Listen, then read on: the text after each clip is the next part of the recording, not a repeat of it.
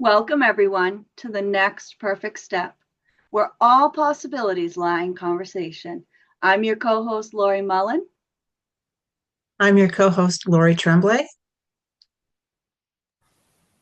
And I am your co-host, Kim McStay, and it is my pleasure today to introduce a very talented woman, Leigh McStay of Unity 8 Energy Healing.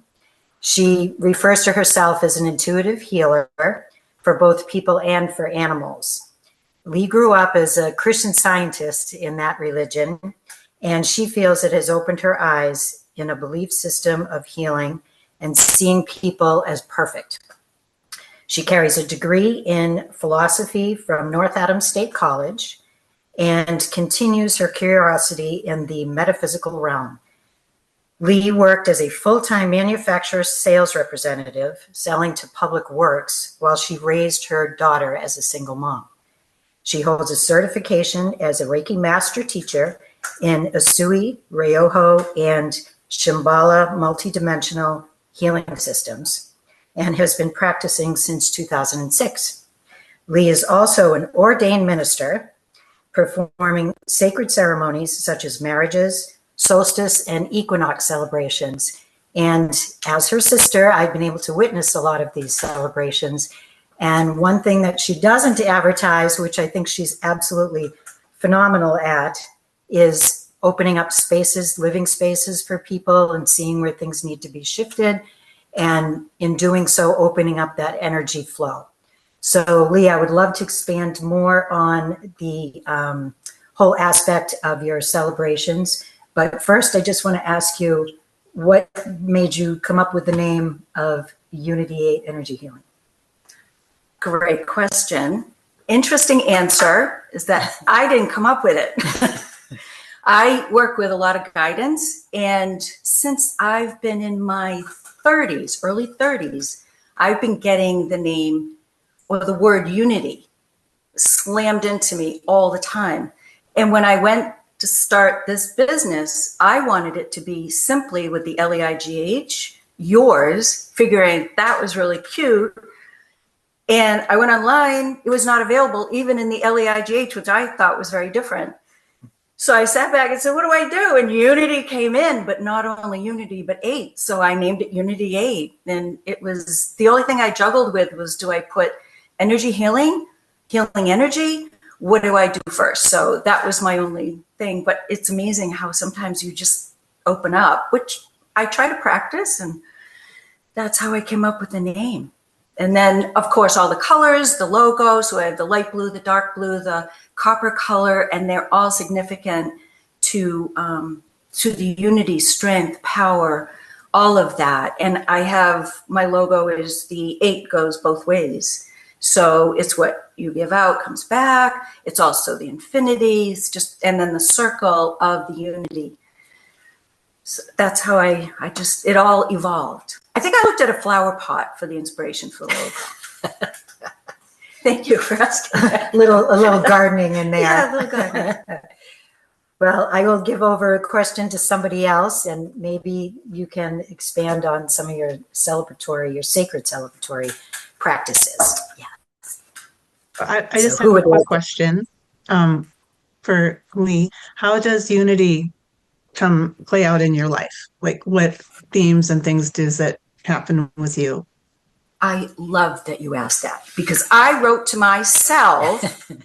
I was asked to do a little outline. I'm actually going to see if I can read it. It's a sentence that I wrote to myself, and it said, after all of these things that I was listing that I actually do, I wrote, Leigh is now seeing the full picture of unity, where interest and pursuit leads to purpose. Wow.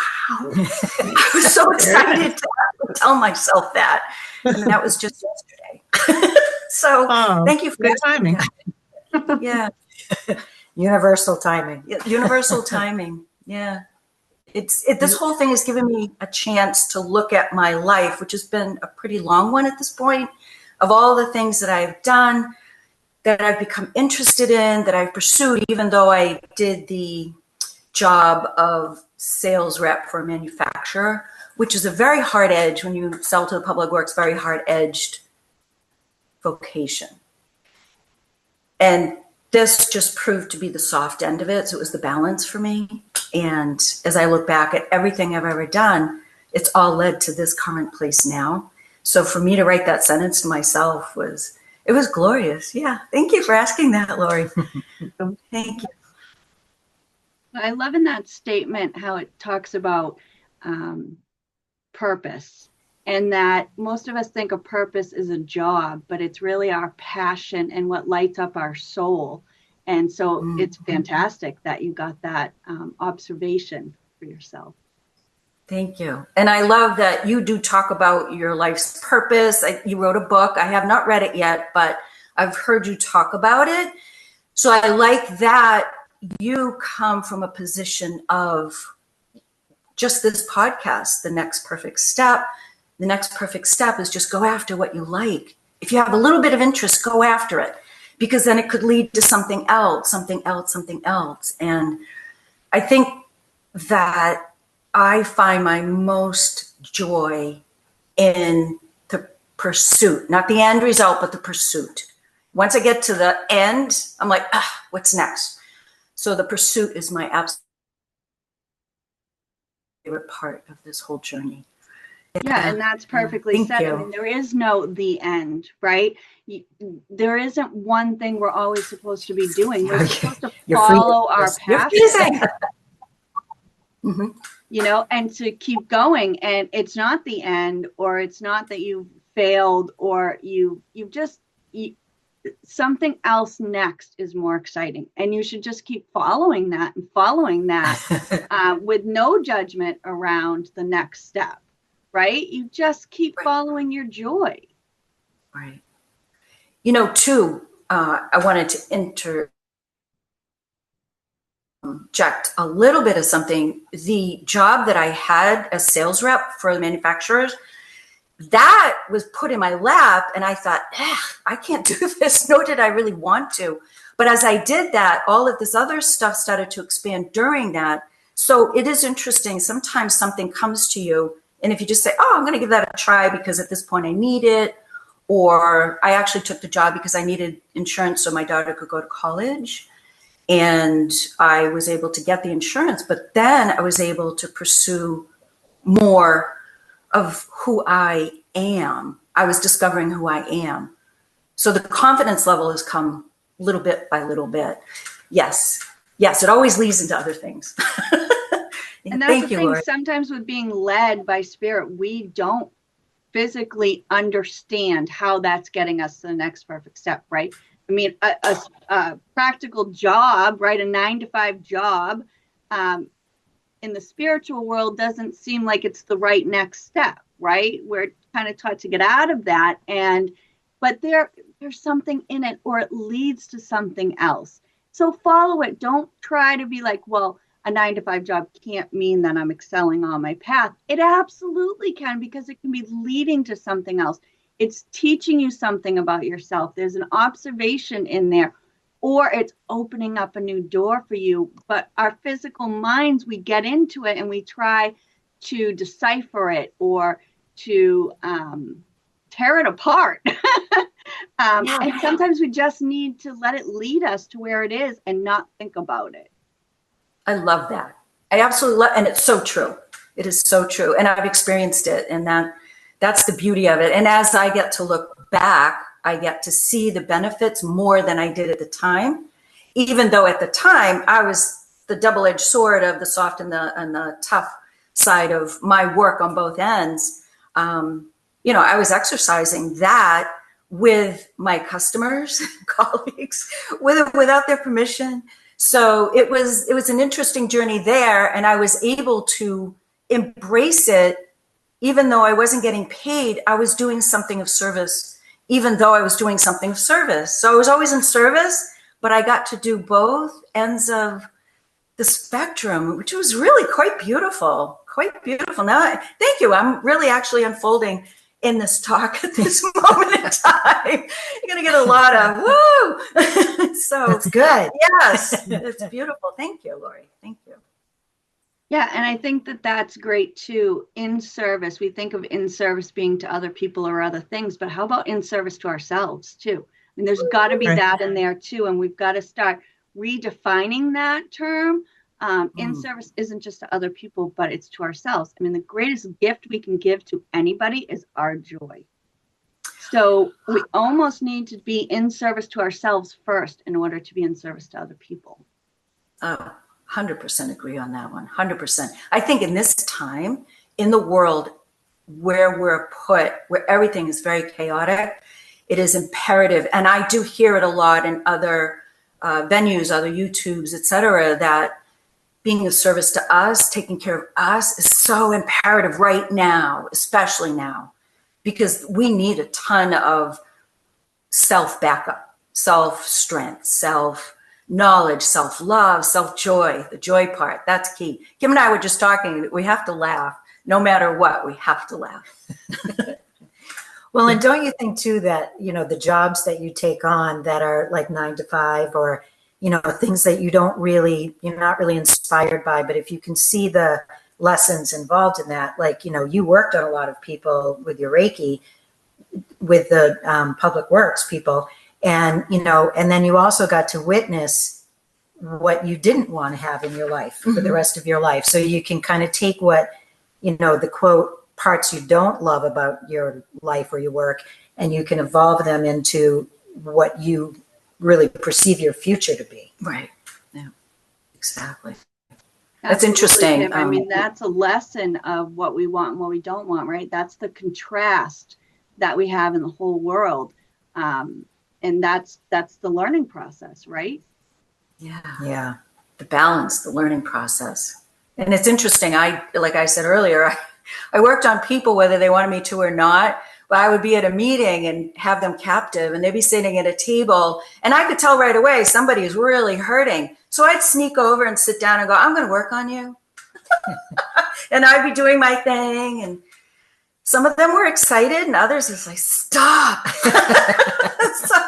So yes, I was learning discernment, but I was learning restraint and consideration, respect for other people's space, as well as mine. It was quite a journey for me. Absolutely.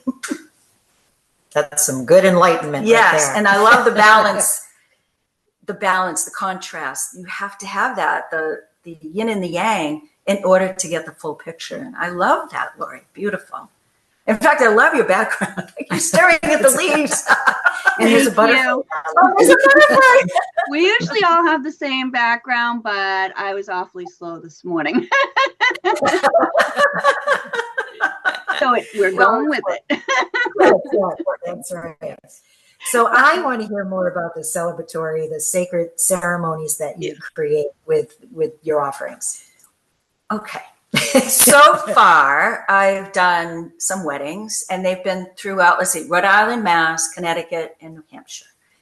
And what I discovered was that there's always a story in the couple, and I get them involved 100% in the ceremony.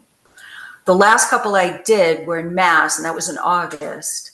And we did, I think we had 2 meetings, and I wrote their story, had them check it, but they also participated 100% in the vows.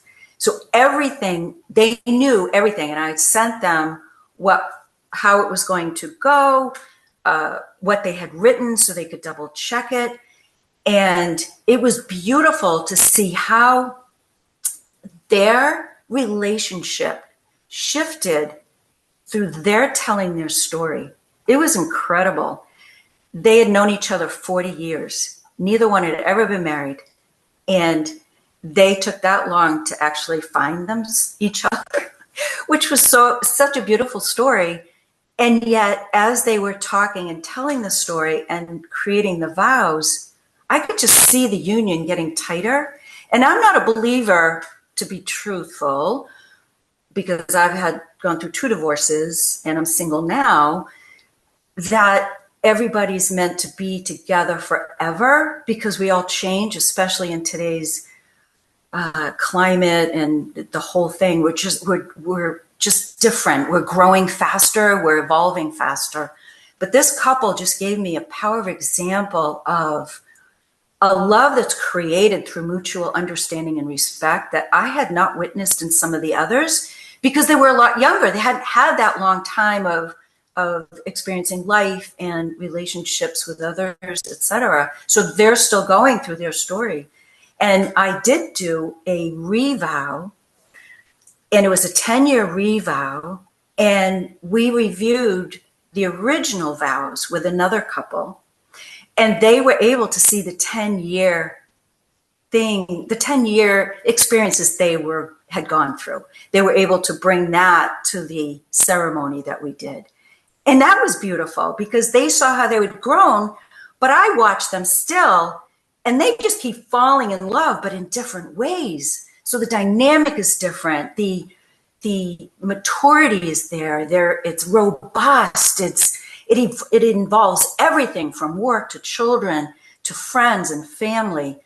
It's amazing to me to just watch that and be a part of that. But that's what I love to do, is hear their story, reveal it to them. And another little story I have is I worked with a couple. I talked to them. I was like, oh, I can't find a story in there to tell or to make it interesting. So they were getting ready to leave, and the groom-to-be mentioned how he had proposed. And I said, whoa, wait a minute, sit down, I want to hear it. And it was the most fun story. They were both scuba divers. And so he had arranged a date with his fiance to go out to eat. But in the meantime, he had people bring the scuba gear and had arranged with his mom previously to have the proposal put in a waterproof box that he had put under the water. So he had gotten her there under pretense, got her into the water to scuba dive.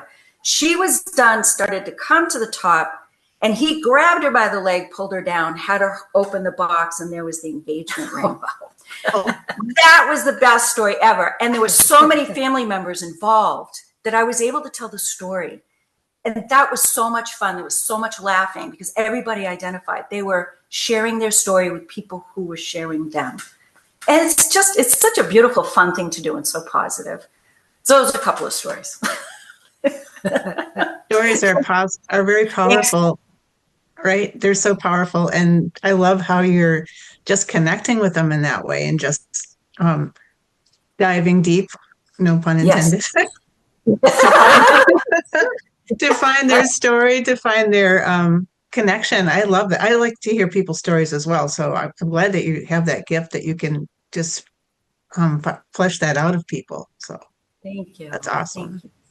You know, it's interesting how passionate you are about it. I mean, you light up when you talk about what you're doing. I mean, that's just, it's breathtaking. You can tell how much you love listening and working with people, and it's wonderful. Yes. Thank you. I do love it. And the more I do it, the more fun I have. Yes. And I was thinking, Laurie was talking, and I know you've done workshops, and you have one coming up at Apollo, and I don't forget is it coming up this month or next month? Where you're going to do the workshop and writing as a tool.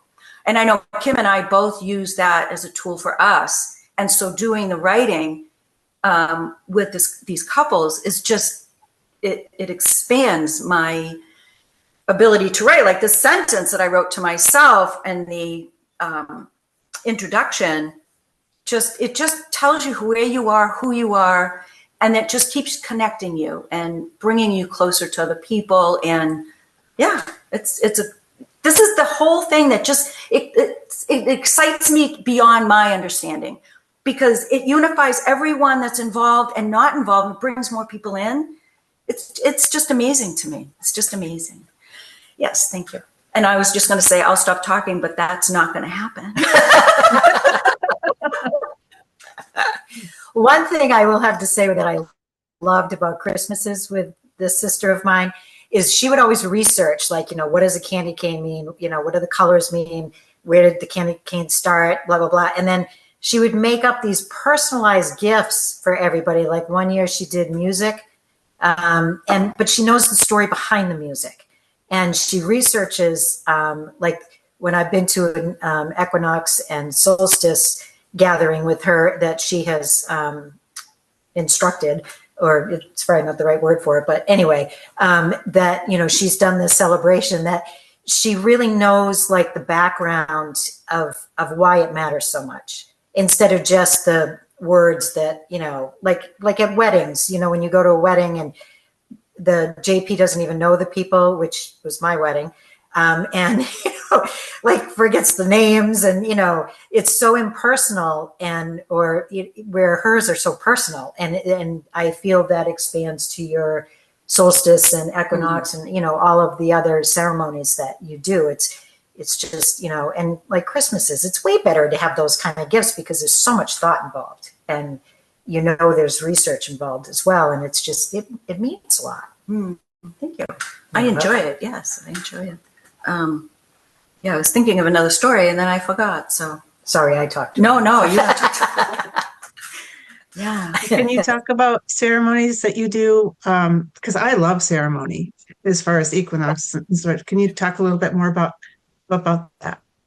Yeah. Well, we just had the fall equinox, and I got together with a group of friends. I think there were just 4 of us, and we had a fire. So fire and water often come in to play. So we try to have fire. And luckily, the person that hosted it lives on a lake. So we had both.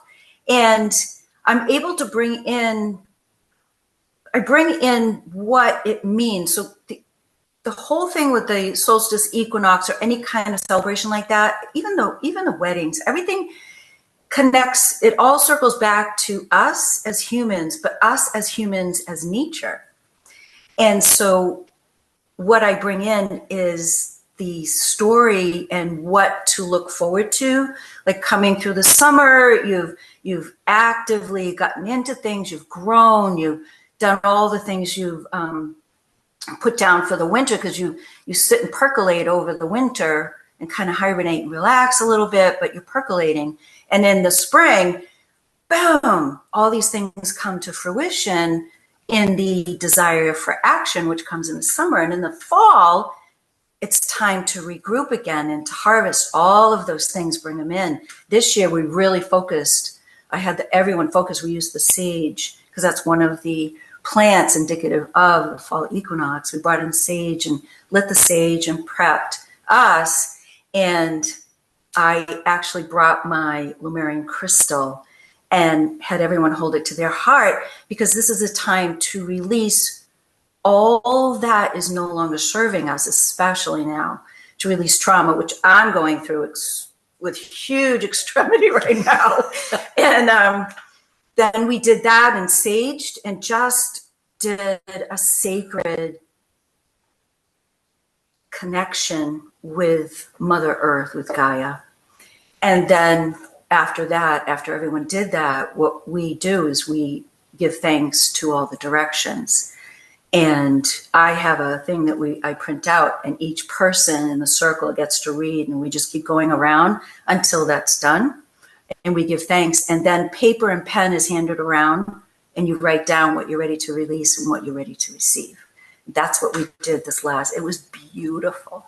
It was one of my best because I did even more planning.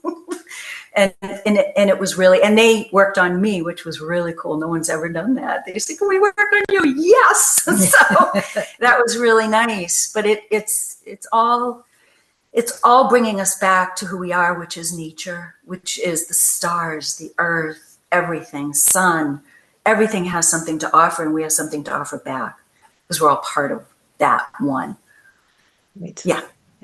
Yeah, and your sister Kim is very connected that way as well. So both of you are extremely connected.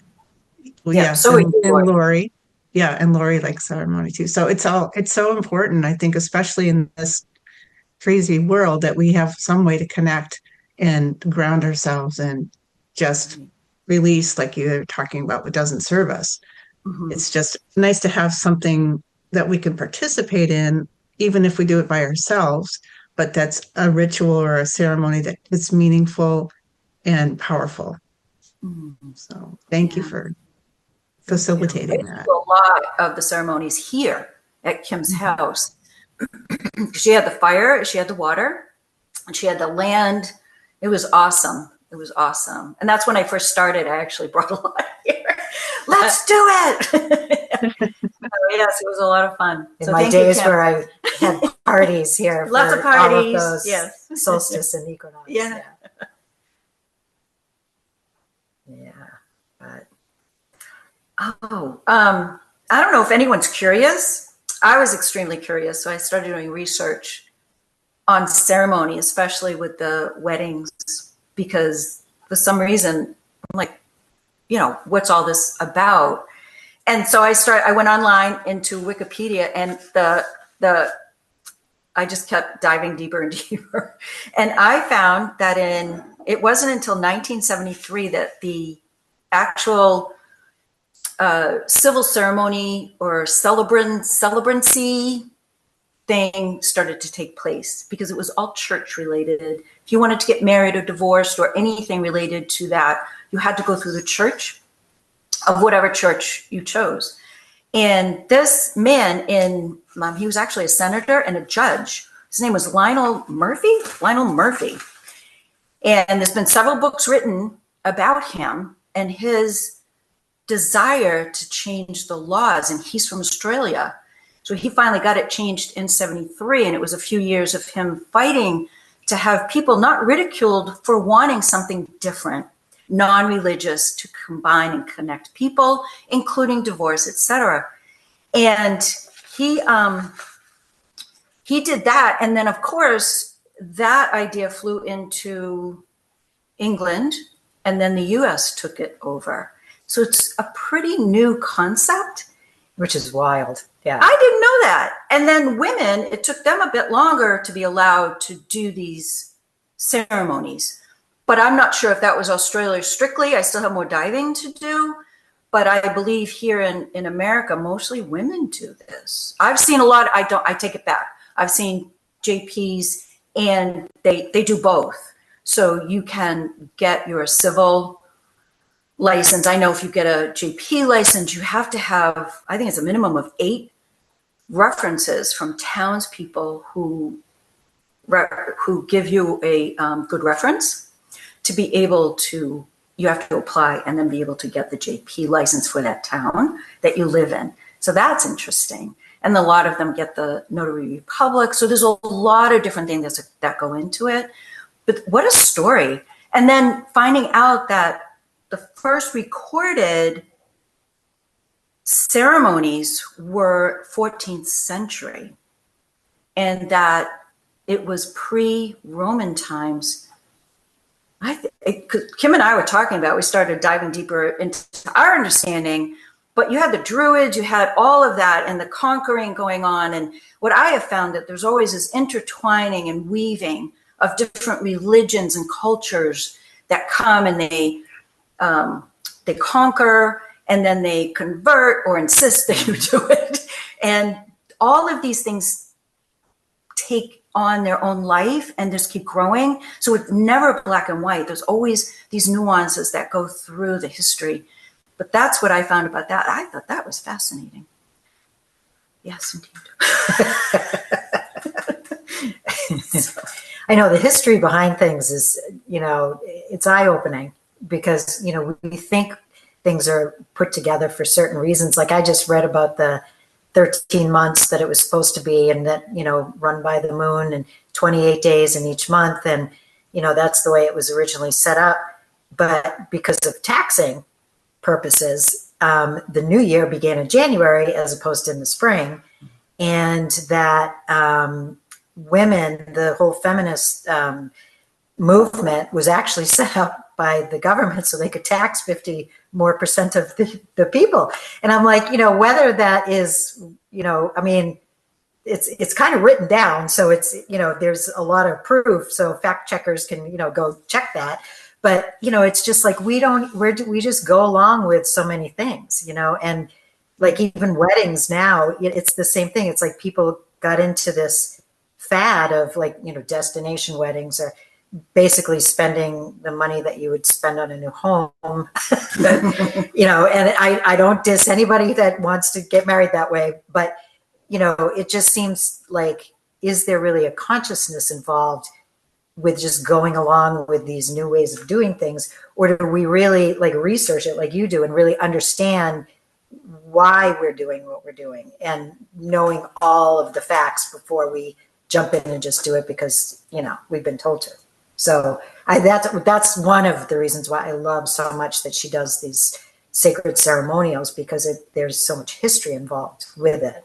And you're way more patient with learning about history than I am. So I can always, you know, refer to her like, hey, what about that? But so it's pretty fascinating. Yeah, I think when you're interested in something, you always dive a little deeper. It's like Kim's knowledge of herbs and her healing work, and it's extremely wonderful to be a part of.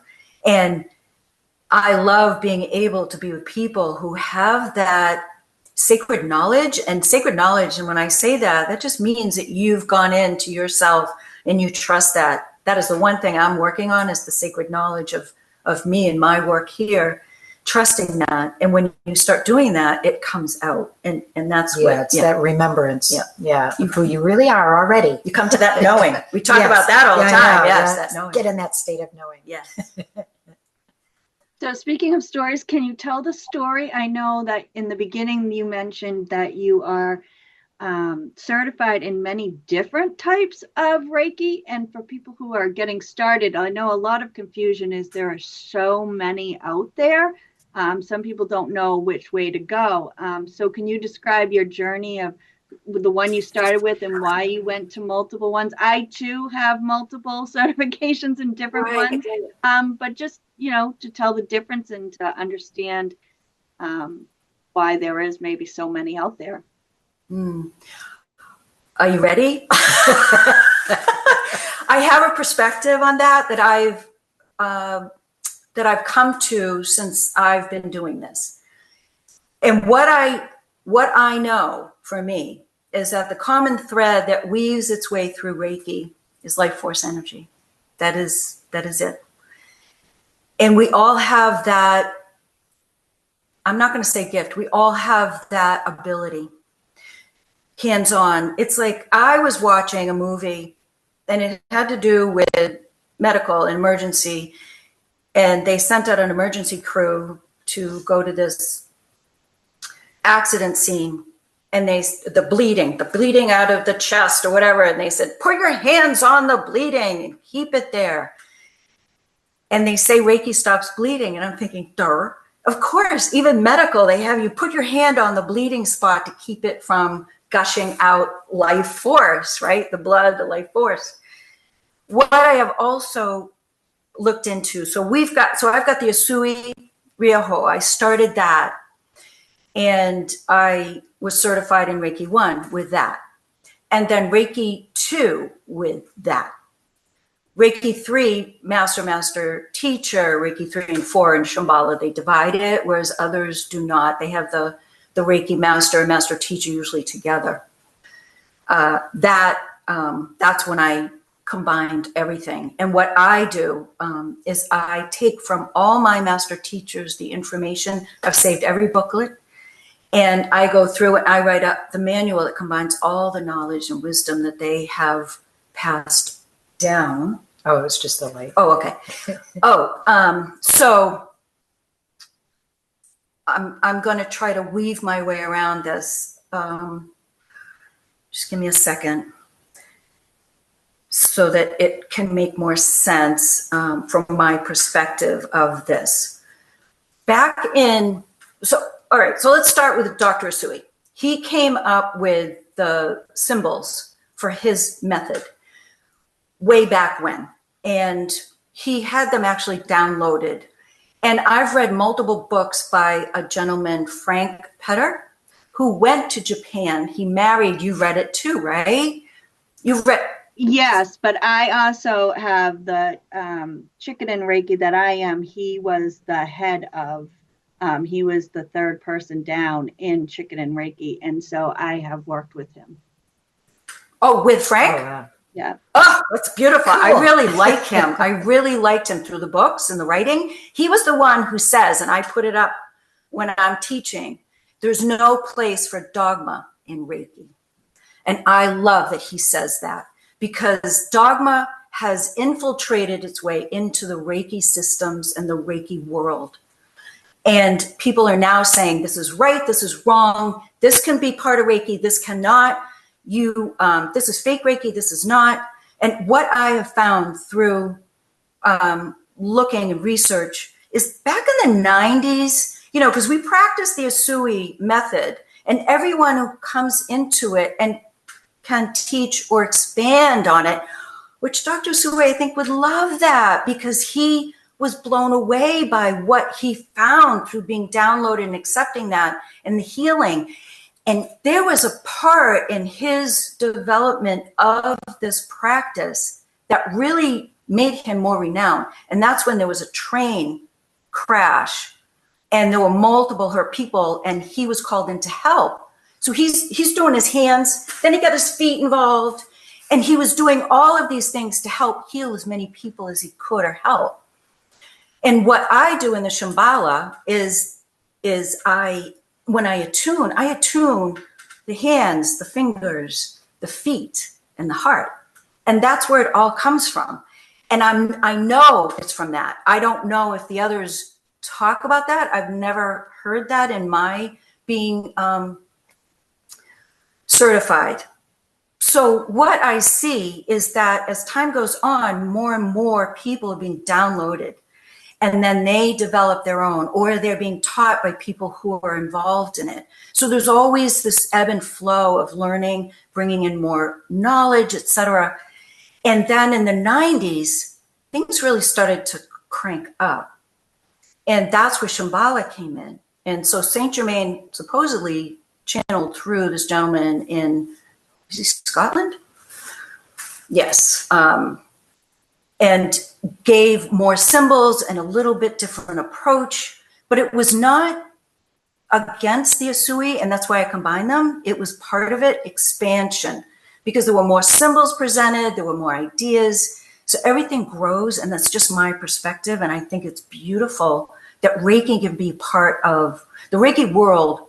I look at it as an expansion practice in any system that you choose or are drawn to. And I think that anyone who teaches it has that beautiful opportunity to present the system as they've been taught, and then ask their student, you do your research. My master teacher said that to me. You do your research, do more, find out more, expand your understanding, which I have done. I am still in touch with my Reiki master teacher in Florida, who I took classes with for my master teacher. And we're still in touch. And that's the beauty of this. It's a community. And at the same time, it can be a tough community, just like any other business. Because I think sometimes it becomes too business, too dogma.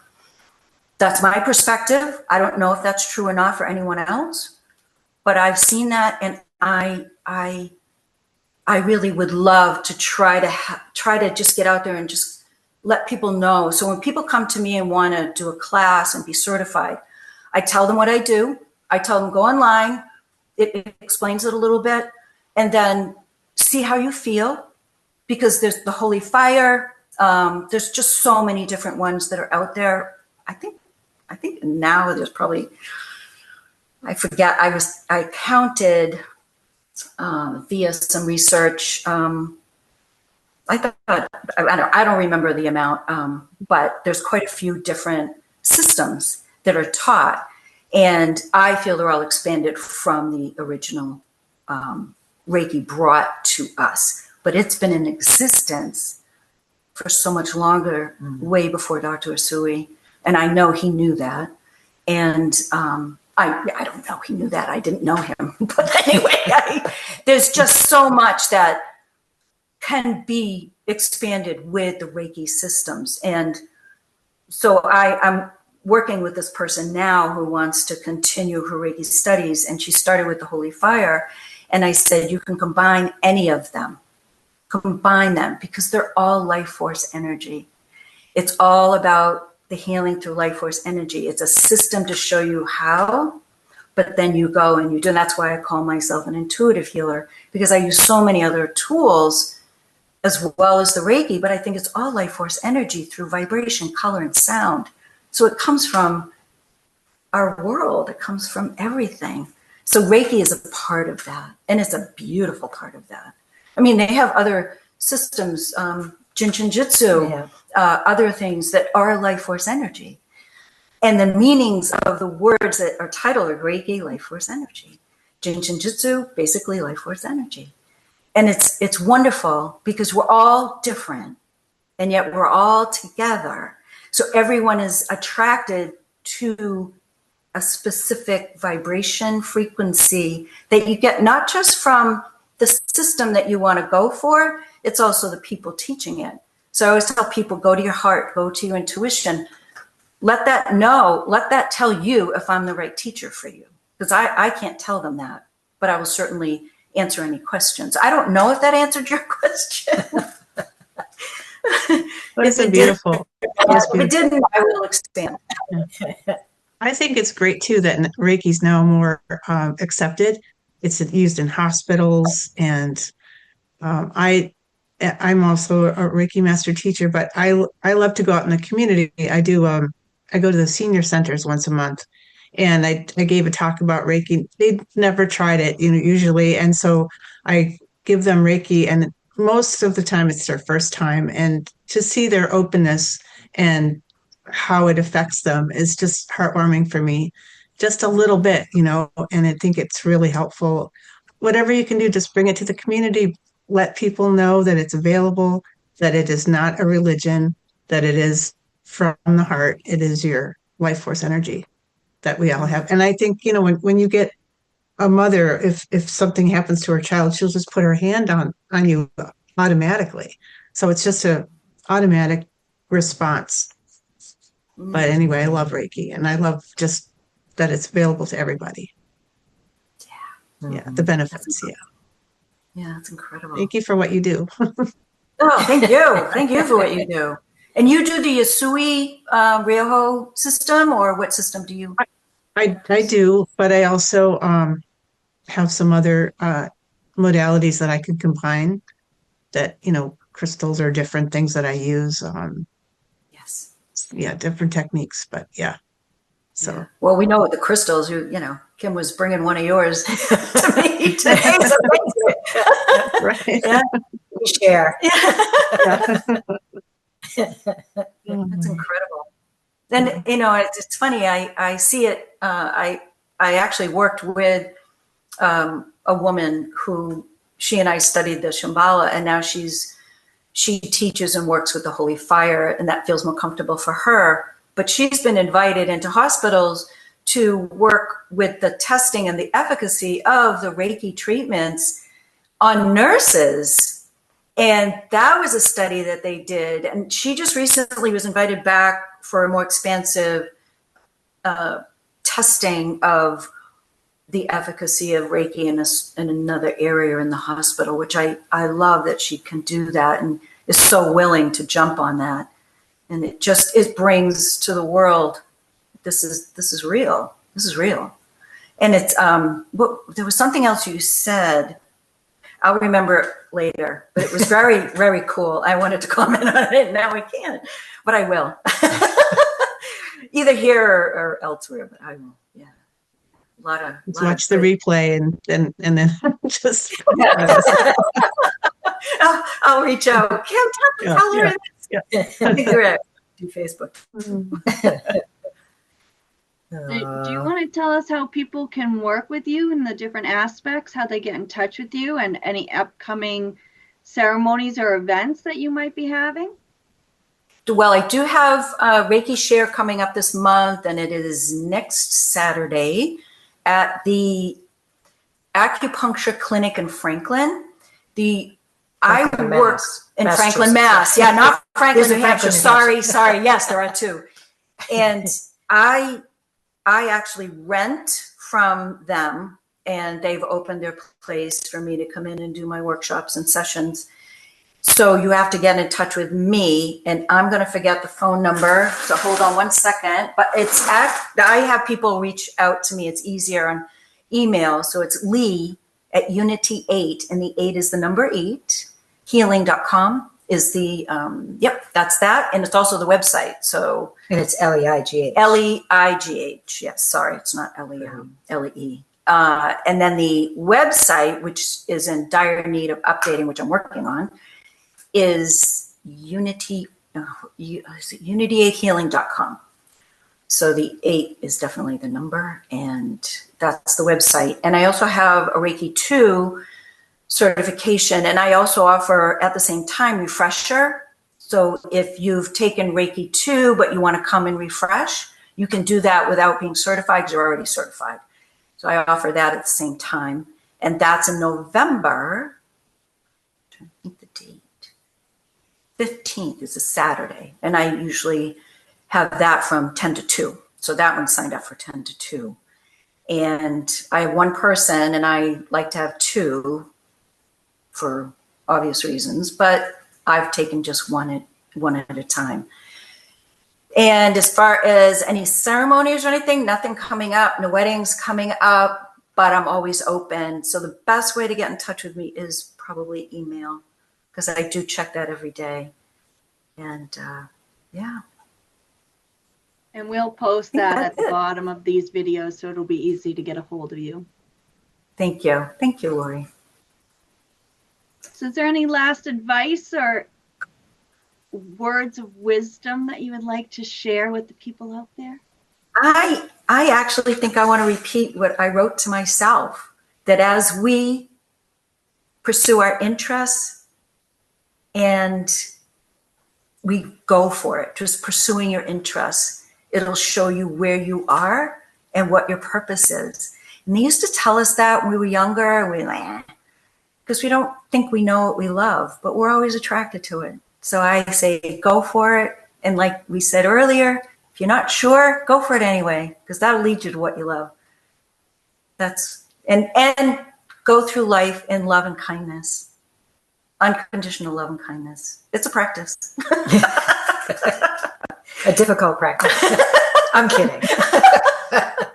Thank you, Laurie. Thank you. Yeah, that was beautifully said. So if you've liked this video as much as we have, please like, share, and subscribe. And until next time, how is your intuition leading you to the next perfect step?